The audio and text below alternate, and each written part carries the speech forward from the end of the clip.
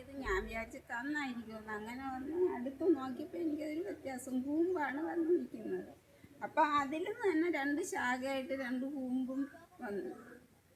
അപ്പം ഞാൻ മക്കളെയൊക്കെ വിളിച്ച് കാണിച്ചത്, ഫോട്ടോ കൊടുത്ത് ആണ് എല്ലാവരും അറിഞ്ഞത്. പിന്നെ വേറെ വാഴക്കൃഷിയൊക്കെ ഉണ്ട്, വയലിൽ വാഴക്കൃഷിയുണ്ട്. 200 വാഴ അവിടെ ഉണ്ട്.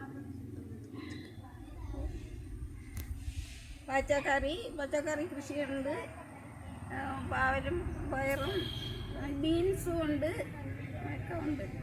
പച്ചമുളക്, കത്തിരി, മത്തൻ.